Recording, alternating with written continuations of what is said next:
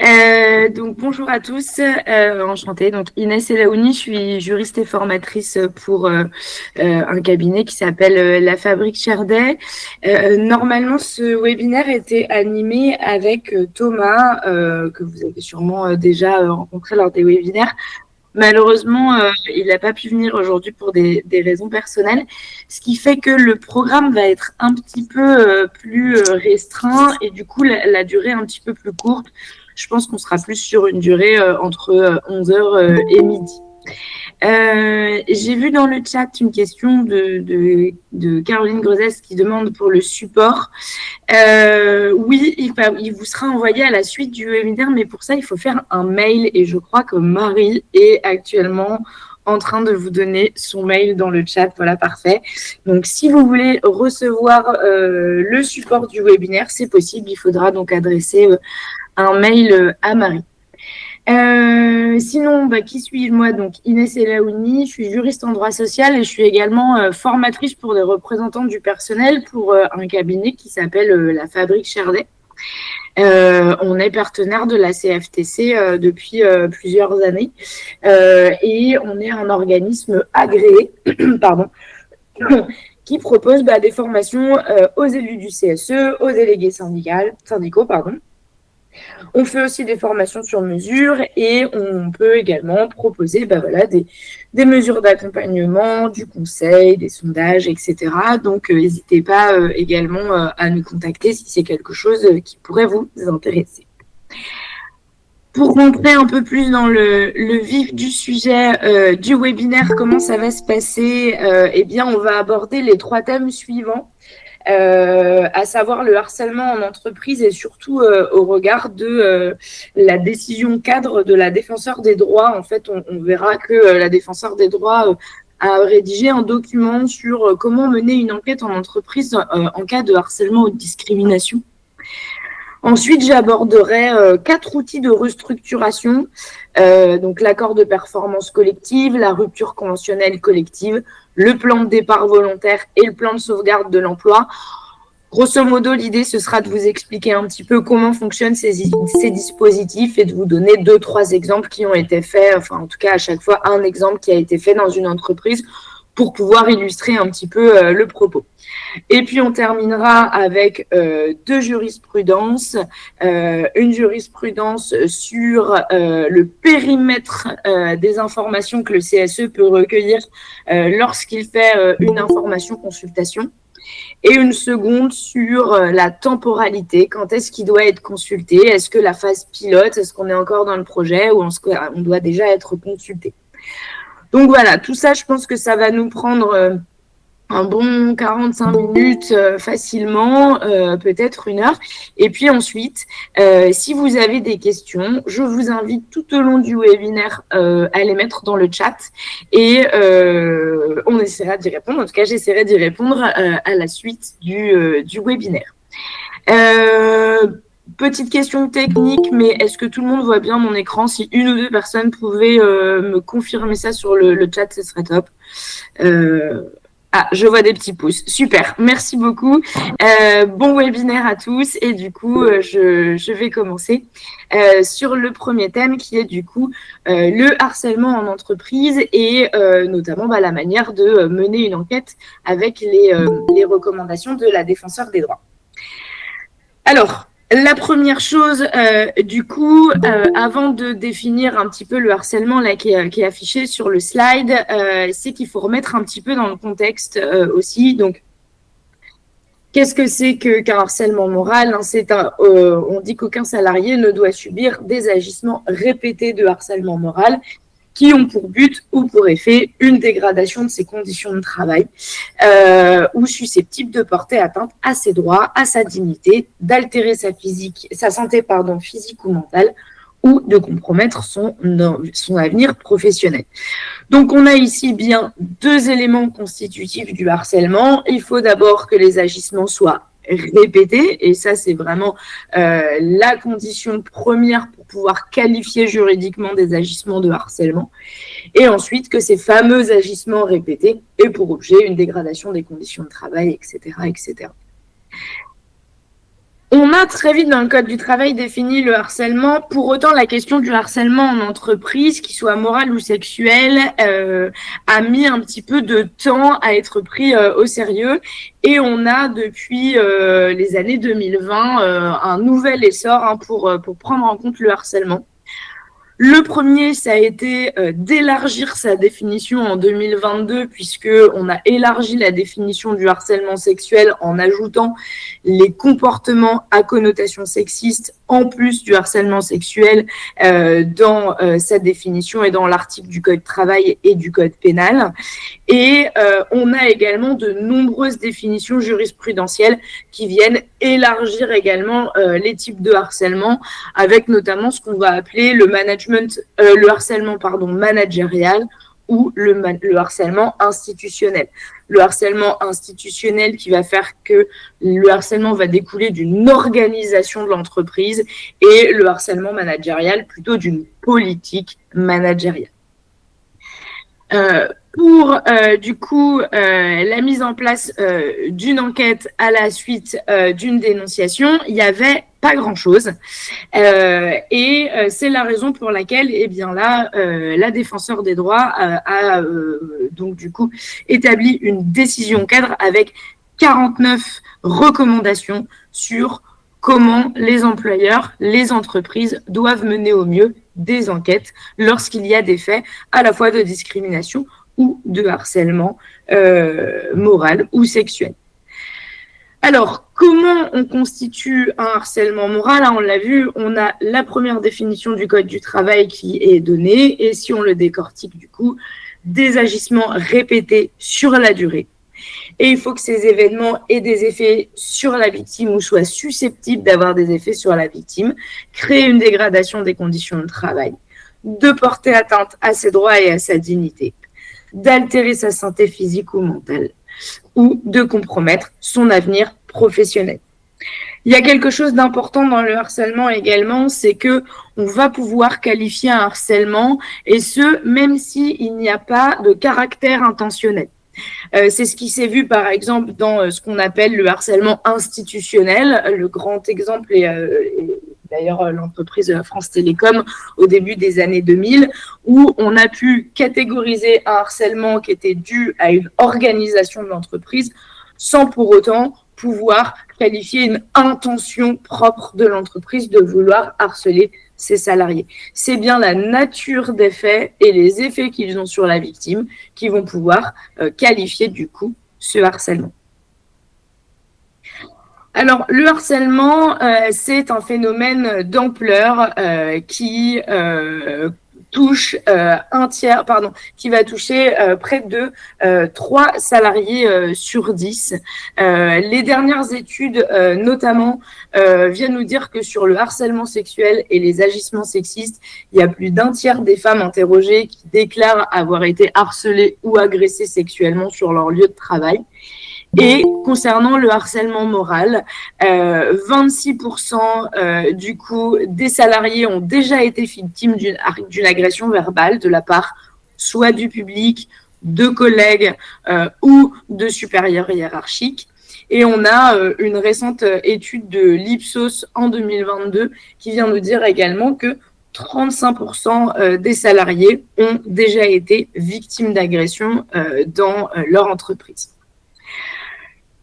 Pendant longtemps, on a été un petit peu démunis sur la manière de réagir. En fait, quelles sont vraiment les obligations de l'employeur sur sa réaction. On a quand même un article du Code du travail qui nous dit que dès lors qu'il y a que l'employeur a à sa connaissance, on a porté à la connaissance de l'employeur des faits de harcèlement, il doit mettre en place une enquête et en tout cas réagir de manière assez rapide. Mais on n'a pas tellement de procédures. Les entreprises sont un peu démunies et ne savent pas comment faire face à un potentiel harcèlement. En plus de ça, on a d'un côté certaines décisions de la Cour de cassation qui imposent, dans le cadre de dénonciation de faits de harcèlement, de mener une enquête. Donc, la Cour de cassation viendrait nous dire qu'il existerait une obligation implicite de déclencher systématiquement l'enquête en présence d'une dénonciation de faits de harcèlement. Et on a d'ailleurs, une décision, je vais y arriver, du 29 juin 2011 qui vient nous dire que les juges ont décidé, par exemple, que l'absence d'enquête interne vient constituer une violation de l'obligation de sécurité de l'employeur. Hein. Pour rappel, l'employeur est garant de la sécurité des salariés et pour s'exonérer de toute responsabilité, il doit démontrer qu'il a mis en place toutes les mesures nécessaires pour réduire le risque. Donc, on a d'un côté une cour de cassation qui nous dit qu'il faut absolument mener une enquête. Le fait de ne pas le faire, c'est une violation à l'obligation de sécurité de l'employeur. Et puis de l'autre, de manière très concrète, le Code du travail ne nous donne aucune procédure sur comment mener cette enquête. On a un petit peu, peut-être que certains connaissent, une procédure légale qui existe, c'est celle de l'alerte en cas d'atteinte aux droits des personnes. Là, c'est quand un élu du CSE, un représentant du personnel, estime qu'il y a une atteinte aux droits des personnes et déclenche l'alerte auprès de l'employeur. Dans ces cas-là, pour le coup, le Code du travail encadre bien ça. On porte à la connaissance de l'employeur l'existence du risque avec l'alerte. On mène une enquête conjointe employeur élu du CSE et si à l'issue de l'enquête conjointe, il y a une divergence d'opinion, ça peut aller jusqu'à la saisine du Conseil des prud'hommes. Ça, c'est quelque chose qui est encadré, mais qui nécessite que les élus du CSE soient au courant du coup des faits de harcèlement ou discrimination et décident de déclencher ce dispositif d'alerte en cas d'atteinte pour danger grave et imminent. Donc, on a quand même deux grosses conditions. Pour la simple et bonne raison que parfois des faits de harcèlement vont être portés à la connaissance plutôt d'une direction, d'un supérieur hiérarchique, etc. et pas forcément toujours vers les élus du CSE. Donc, on voit cette obligation d'enquête et à la fois le Code du travail qui laisse un petit peu les entreprises dans l'interprétation et un petit peu dans la créativité de la manière dans la manière dans laquelle ils doivent mener leur enquête. Alors, le problème étant que c'est avéré une enquête mal réalisée, ça peut être une enquête qui peut être source de risques divers. Notamment, une enquête mal réalisée, ça peut même aller jusqu'à dégrader ou aggraver l'état de santé de la victime présumée. Par exemple, on verra un anonymat qui n'est pas gardé, des comptes rendus un peu trop détaillés remis à la victime, etc.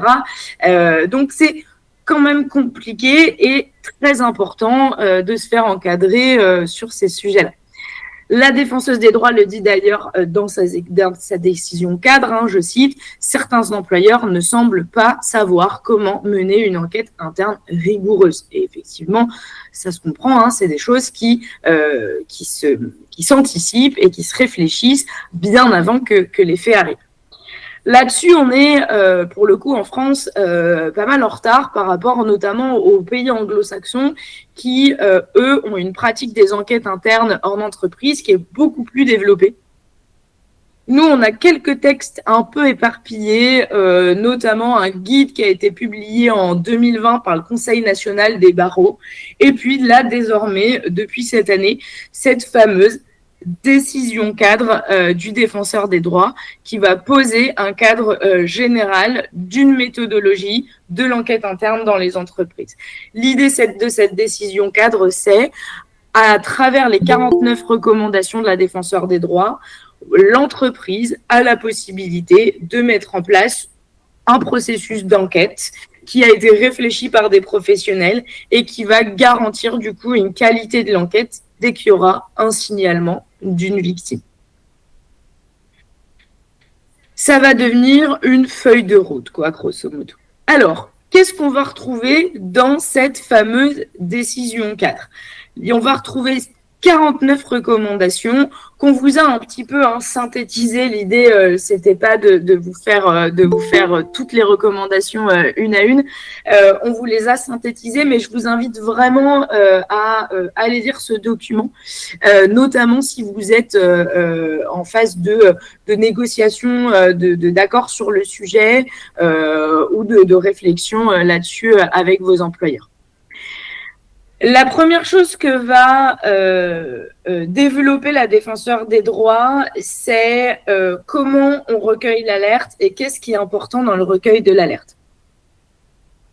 Quelque chose de très important dans le recueil de l'alerte, c'est l'accessibilité du dispositif d'alerte.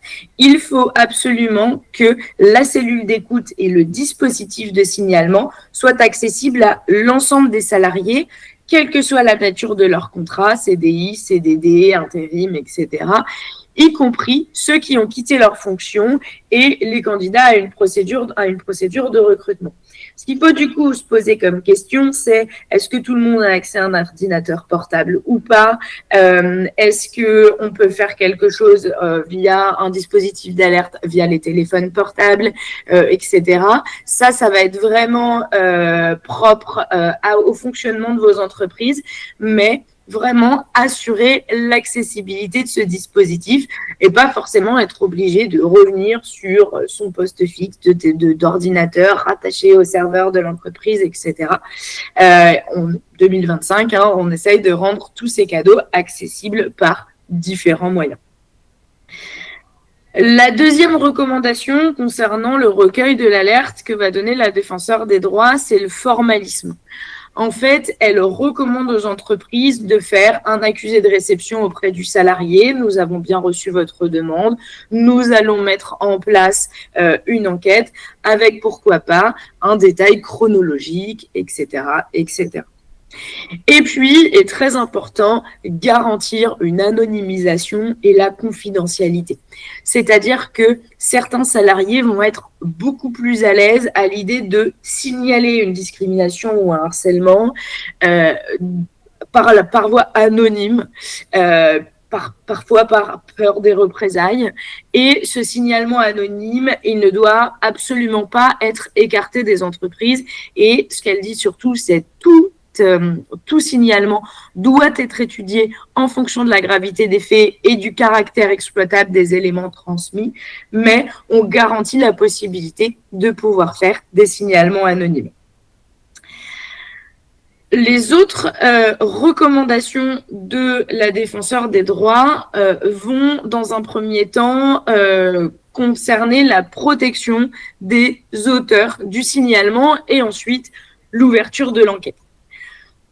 Concernant la protection des auteurs du signalement, on vient nous dire que l'employeur doit déjà, en premier lieu, lorsqu'il y a un signalement, transmettre les coordonnées du médecin du travail à la victime présumée et au témoin. La deuxième chose, c'est mettre en place des mesures de protection en faveur de la victime.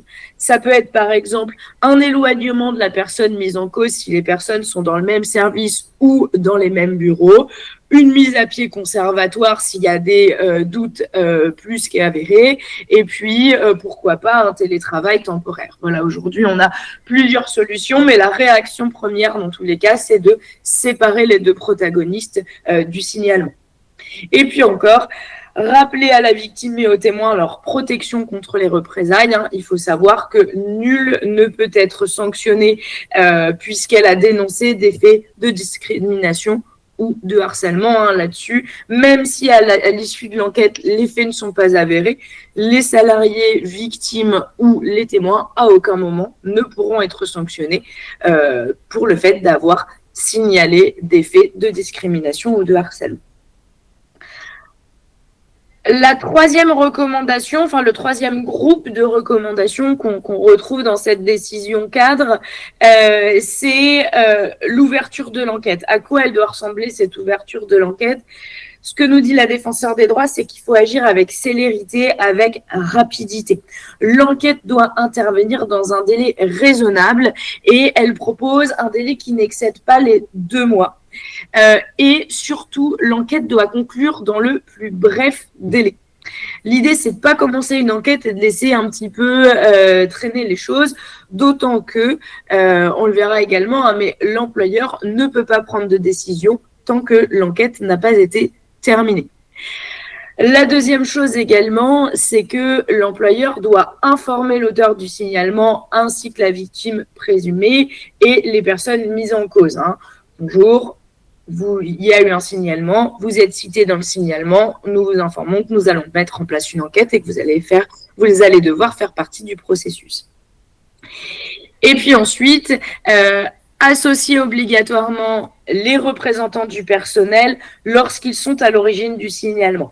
Alors là-dessus, la défenseur des droits, elle, ce qu'elle dit, c'est obligatoirement, on implique les élus du CSE, pourquoi pas les référents harcèlement, etc., obligatoirement lorsqu'ils sont à l'origine du signalement. Peut se poser également la question de, s'ils ne sont pas à l'origine du signalement, est-ce qu'on les intégrerait pas également au processus d'enquête pour assurer une espèce d'impartialité, de se dire qu'il y a dans l'enquête un représentant de la direction et pourquoi pas un représentant des salariés.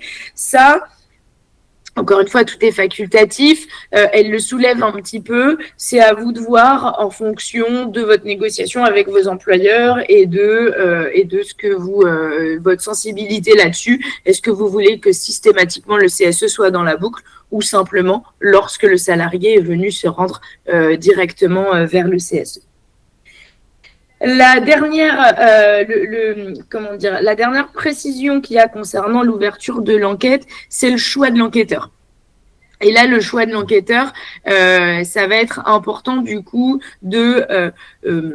d'établir ce qui est le plus judicieux dans votre entreprise. Ça va dépendre de vos contextes, de vos métiers. Est-ce que vous avez des métiers assez techniques qui fait que, bon, si on fait intervenir quelqu'un d'extérieur, peut-être qu'il serait légèrement à côté. Là-dessus, ça sera à vous de voir, mais ça peut être le service RH, le juridique, une personne extérieure à l'entreprise. Aujourd'hui, il y a des cabinets de conseil et d'accompagnement dans toutes ces enquêtes-là, des cellules d'écoute, donc psychologues, avocats, juristes, etc. Ce que recommande la défenseure des droits, c'est qu'au moins 2 personnes, suivant une logique pluridisciplinaire, participent du coup à l'enquête. Il faut quand même que l'enquêteur soit impartial, donc à minima, il est préconisé de faire appel à une personne qui est extérieure au service dans lequel se sont déroulés les faits.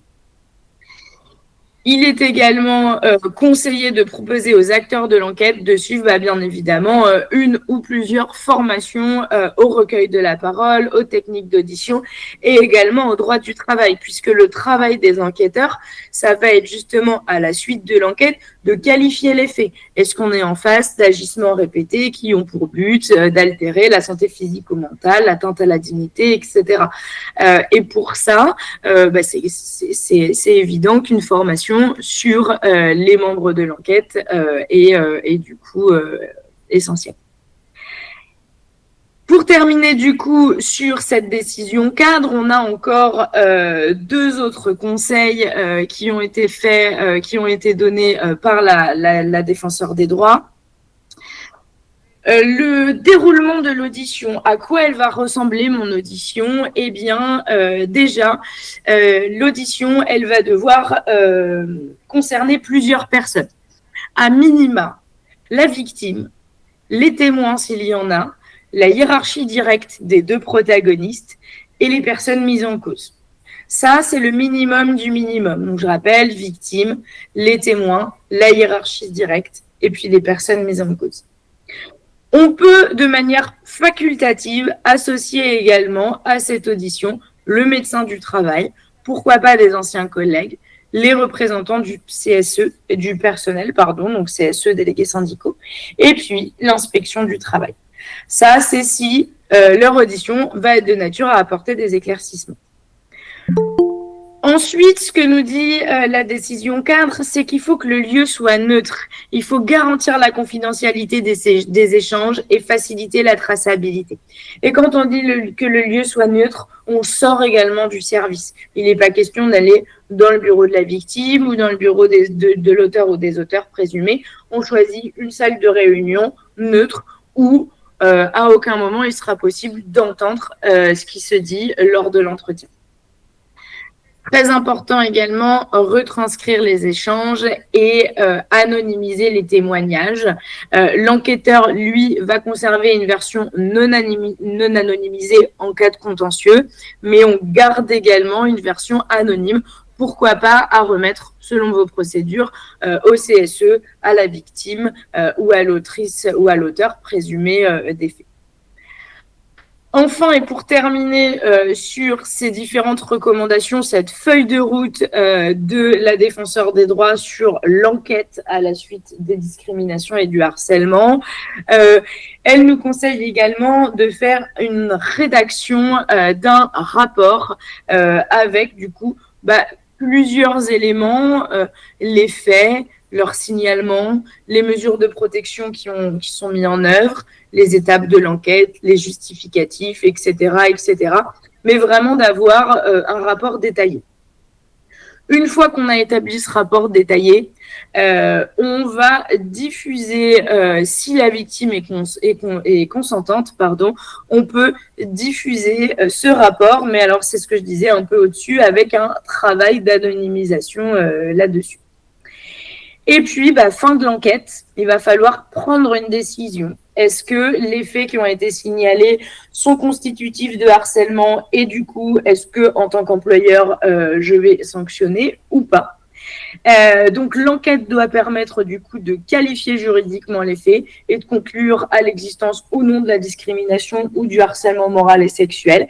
Et si c'est le cas, engager une sanction disciplinaire qui doit être du coup proportionnée et dissuasive.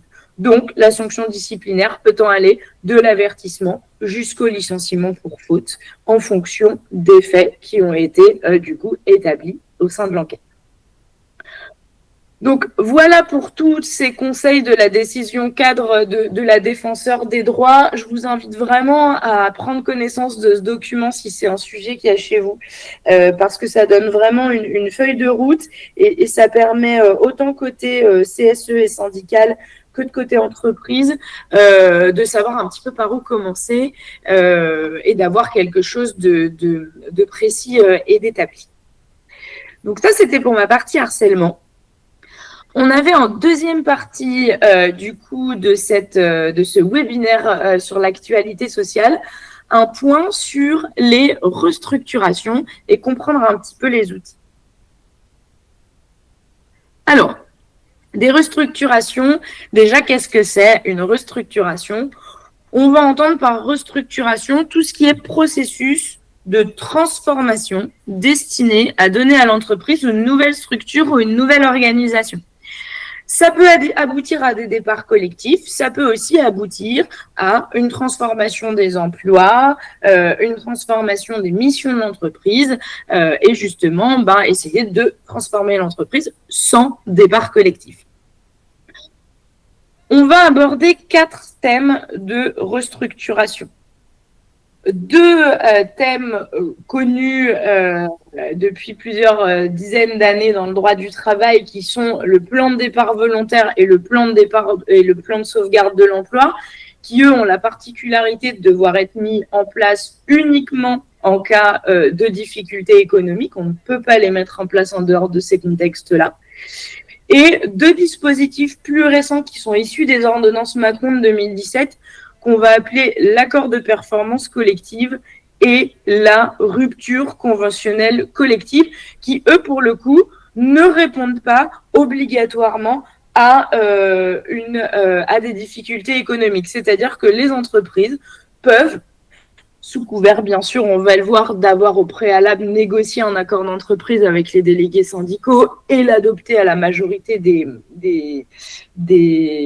organisations syndicales représentatives, mais vont pouvoir les mettre en place s'il y a accord d'entreprise, même en cas d'absence de difficultés économiques.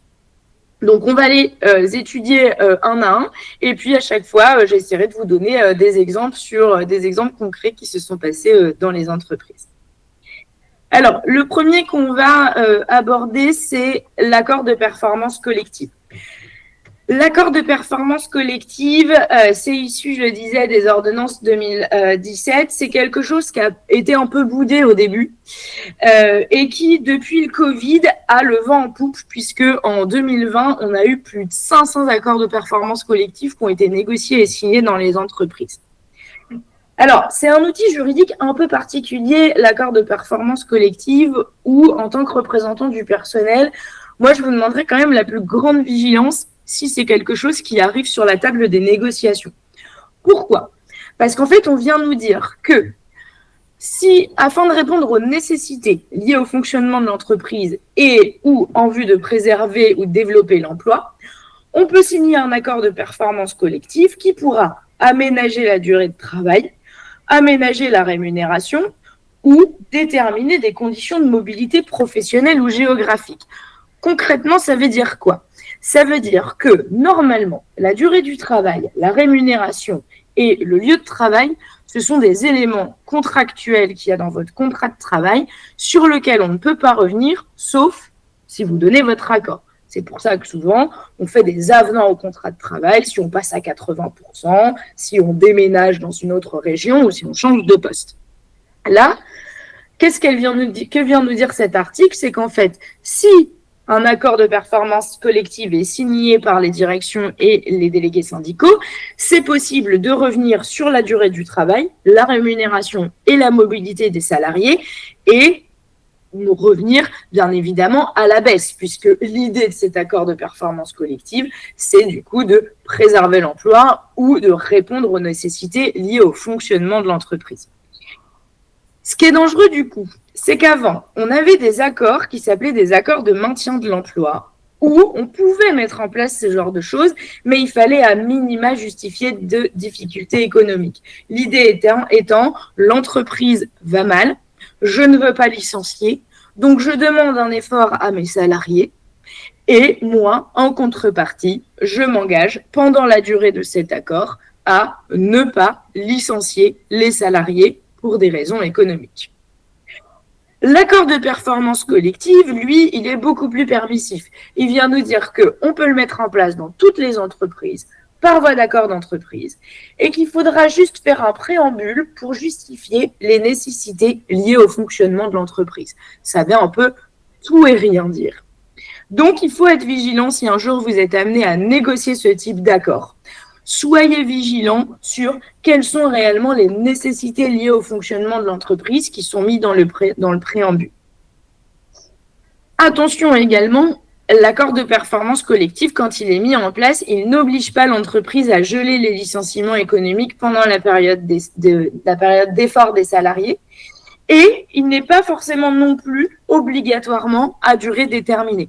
Donc, c'est des accords qui ont pu préserver l'emploi, mais c'est des accords sur lesquels, arrivé en égo, il faut vraiment marcher sur des œufs. Parce que potentiellement, on peut se retrouver avec des baisses de rémunération, des mobilités géographiques ou professionnelles, et ce, à durée indéterminée, qui vont s'imposer aux salariés. Donc, ça va du coup avoir un impact direct sur vos contrats de travail et du coup, baisser les conditions de travail des salariés. Qu'est-ce qui se passe du coup en cas de refus, pour le coup ? Les salariés vont pouvoir refuser la modification qui est prévue dans l'accord de performance collective, mais ça va du coup engendrer un licenciement pour cause réelle et sérieuse, qui aura du coup pour effet des indemnités légales de départ et l'ouverture du droit au chômage. Moi, si j'avais du coup un conseil sur l'accord de performance collective, si un jour vous êtes amené à les négocier, c'est parmi les conditions qu'il faut vraiment vérifier, c'est ne signer que des accords performance collective à durée déterminée. Vraiment éviter la durée indéterminée.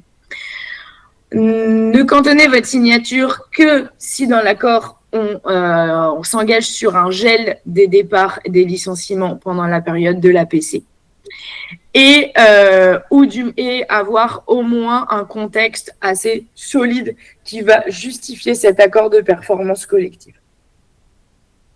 On a un exemple, du coup, là, très parlant, qu'il y a eu en 2024, qui est chez Kiabi.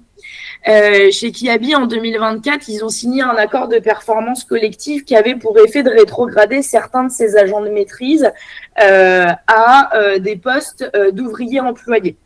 L'idée étant de quand même plutôt les inciter à partir. Et on s'est rendu compte du coup que cette rétrogradation de certains des agents de maîtrise allait avoir pour effet une baisse des salaires de près de 1 000 € bruts. Alors, après, la direction Kiabi a expliqué qu'en cas de refus de la PC, ils avaient négocié quand même des conditions plus favorables que le Code du travail. Donc c'était quand même une vraie mesure de licenciement de départ collectif. Mais finalement, ce qu'on se rend compte aussi, c'est que sous la pression, Kiabi a renoncé à la baisse de rémunération. Ça a quand même changé des règles sur la modulation du temps de travail. Mais ce qu'on voit aussi, et c'est ce qui fait la dangerosité de l'APC, c'est que au début des négociations, les seules informations que vont avoir les organisations syndicales, c'est les organisations que va remettre l'entreprise. Et il s'agit d'une négociation comme une autre, et parfois, on peut avoir des bases de négociation un peu trop gourmandes. Ce qui est clairement là a été le cas chez Kiabi, c'est non seulement je passe tous mes agents de maîtrise au statut ouvrier employé, mais en plus j'inclus une réduction de 1 000 € de la rémunération. Et on se rend compte finalement que, au fur et à mesure de la négo, ces fameux 1 000 € en moins de rémunération ont été supprimés. Les salariés qui ont été rétrogradés au statut ouvrier employé ont pu, du coup, bénéficier du maintien de leur rémunération. Donc, possible, du coup, dans l'accord de performance collective, de revenir sur des éléments contractuels du contrat de travail à la baisse, par accord d'entreprise, mais où on va vous demander une très grande vigilance lorsque vous allez négocier ces accords-là. Le deuxième type de restructuration qui n'a pas besoin de motifs économiques et qui est assez récent, qui pareil vient des ordonnances Macron, c'est ce qu'on a appelé la rupture conventionnelle collective. Comment ça fonctionne ? Pareil, je suis employeur, je convoque mes délégués syndicaux à une négociation. Je négocie un accord qui va, du coup, à l'intérieur, réfléchir à toutes les modalités qu'il va y avoir dans mon projet de rupture conventionnelle. C'est la voie négociée pour faire des réductions d'effectifs sans avoir de motif particulier à donner. Dans mon accord, je vais donc établir avec les délégués syndicaux le volume maximum de départ, les modalités de départ, comment j'accompagne les salariés. Et une fois que cet accord est négocié, je vais ensuite proposer aux salariés qui le souhaitent de signer des ruptures conventionnelles. C'est comme une rupture conventionnelle individuelle classique. Simplement, c'est quand même encadré au-dessus par un accord d'entreprise qui va poser des minimums qui sont supérieurs aux minimums légaux, mais qui va du coup poser des avantages. Par contre, le salarié a la possibilité, s'il le souhaite, de signer la rupture conventionnelle, mais il peut également décider de ne pas signer la rupture conventionnelle. On a du coup des obligations patronales qui sont quand même allégées, pas de motif économique, pas d'obligation de reclassement interne comme on peut avoir dans le licenciement économique, pas d'obligation de réembauche pareil comme on peut avoir dans le licenciement économique, et pas non plus de ce qu'on appelle de congé de reclassement ou contrat de sécurisation professionnelle qui arrive également dans les licenciements économiques. Donc, c'est clairement une rupture conventionnelle individuelle, un peu améliorée, mais du coup sans avoir à justifier de difficultés économiques. Alors, comme exemple en rupture conventionnelle collective, on en a eu une toute récente qui est encore en cours, qui est chez Welcome to the Jungle. Welcome to the Jungle, c'est un média en ligne autour du travail et de l'emploi, donc en plus, c'est des questions qui les concernent bien, et qui ont décidé de lancer une rupture conventionnelle qui pouvait toucher jusqu'à 60 salariés sur 260, donc en termes de pourcentage quand même assez élevé.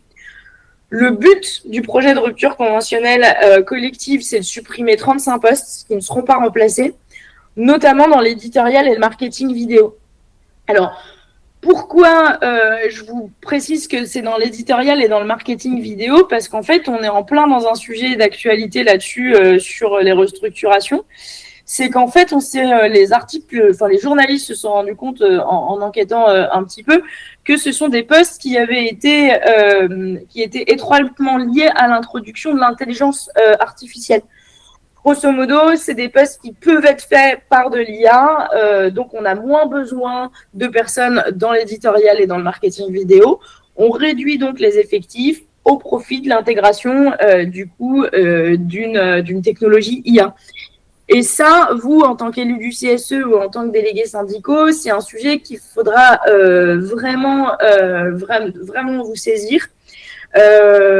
Instant pub aussi, mais nous, la Fabrique CRD, on a du coup construit une formation sur le sujet de l'IA et les représentants du personnel, donc à la fois CSE et délégués syndicaux, si ça vous intéresse. Parce qu'on sent là que dans les entreprises, ça commence à être un vrai sujet, autant en termes de restructuration que en termes d'information, consultation, de consultation récurrente, de NAO, etc., où le sujet passe un petit peu à la trappe, alors qu'en réalité, c'est vraiment un sujet central. Donc, voilà pour l'accord de performance collective et la rupture conventionnelle. Ça, c'était donc les deux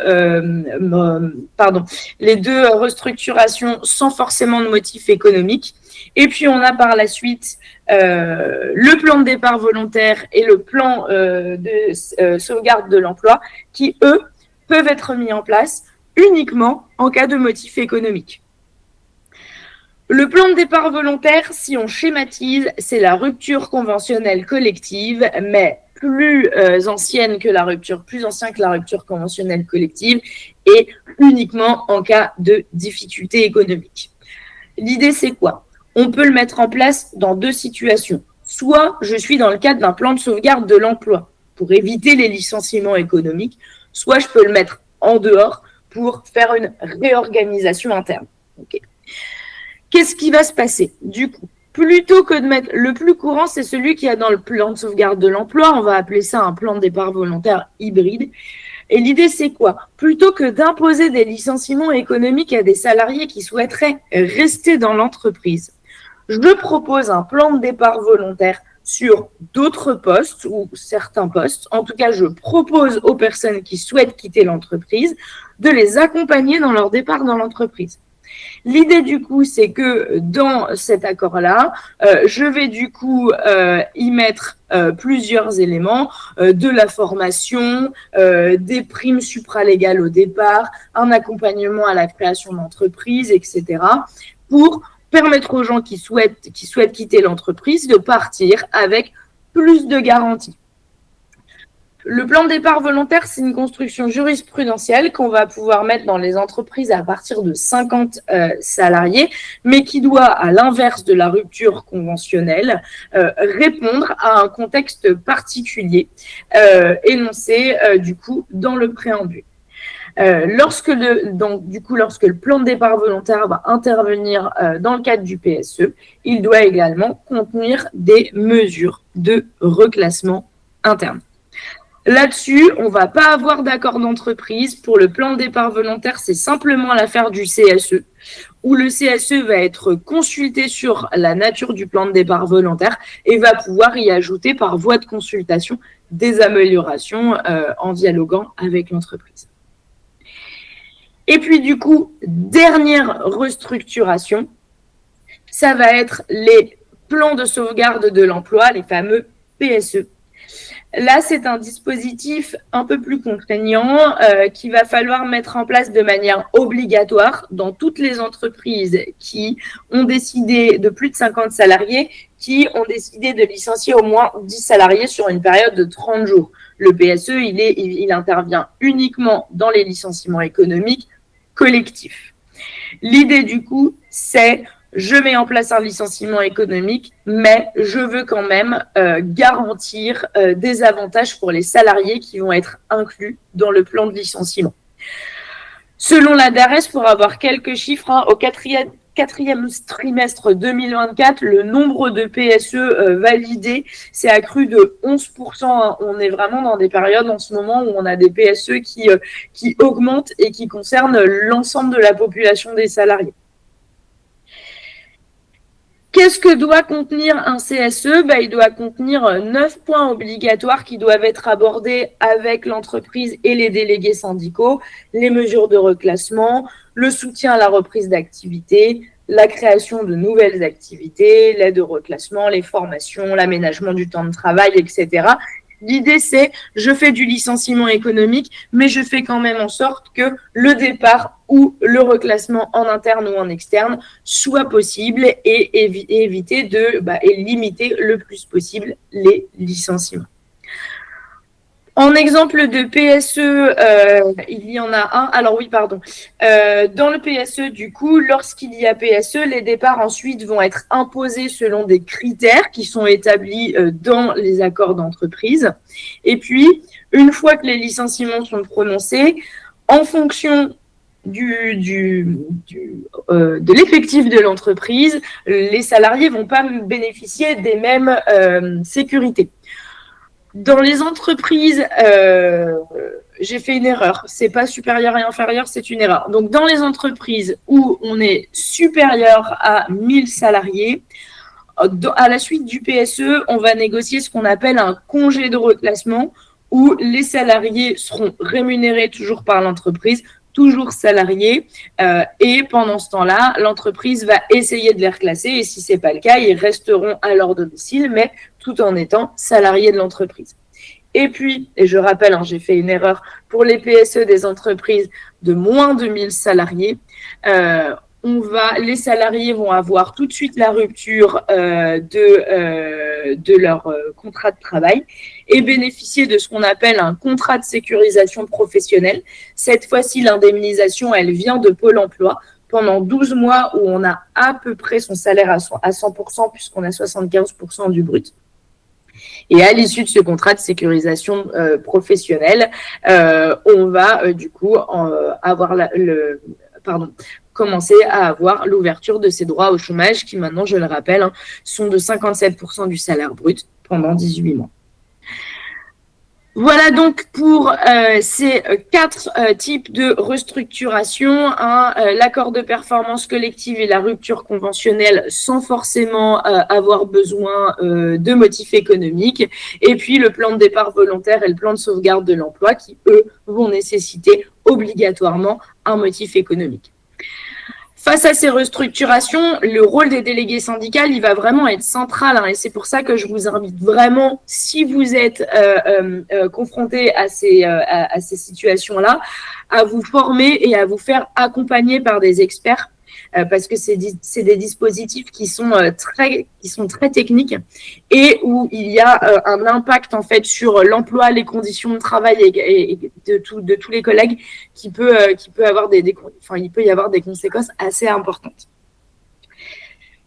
On termine ce webinaire avec les 2 actualités jurisprudentielles. Ah oui, pardon, j'ai oublié de vous donner en exemple l'exemple du CCF, qui est une banque qui en ce moment est en plan de sauvegarde de l'emploi.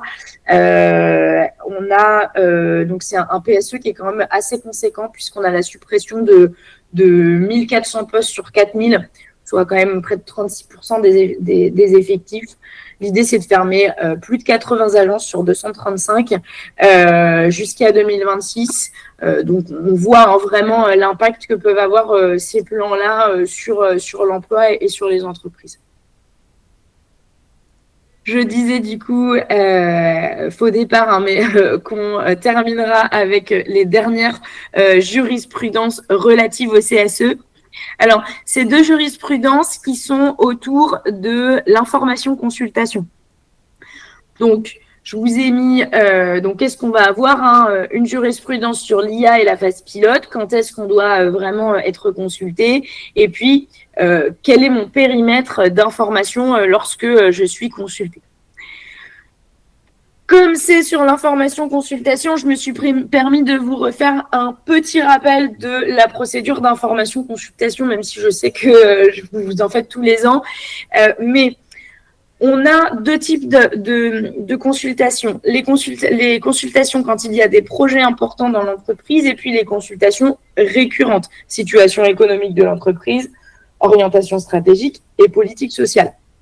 Dans ces cas-là, première chose qui va concerner du coup notre première jurisprudence, l'employeur doit consulter les élus du CSE avant de concrétiser son projet. Il doit être encore à la phase du projet au moment de la consultation des élus du CSE. Sinon, ça a été caractérisé, c'est constitutif d'un délit d'entrave. Ce qui va concerner notre deuxième jurisprudence, c'est cette fameuse remise d'informations complètes et éclairées. On dit que pour pouvoir rendre sa consultation, le délai de consultation, il commence lorsque le CSE estime qu'il a suffisamment d'informations pour se présenter. Et puis que l'information a été loyale, complète, remise par l'employeur. Il y a un devoir de remise complète. Et ensuite, du coup, consultation, concrétisation du projet. Pour la première jurisprudence, le gros sujet, ça va être du coup ces fameuses informations. J'ai le droit à quoi quand je suis élu du CSE et que je veux rendre un avis. Là, on a dans les faits un employeur qui tentait de bloquer l'analyse des comptes sur les décisions stratégiques du groupe en estimant que le groupe ne faisait pas partie du périmètre de l'entreprise. L'expert lui avait demandé divers documents concernant le groupe et l'employeur de l'entreprise locale lui en avait refusé l'accès. Grande question, est-ce que je peux y avoir accès ou pas ? L'employeur a donc saisi le tribunal pour faire annuler le cahier des charges de l'expert et restreindre les documents au périmètre de l'entreprise.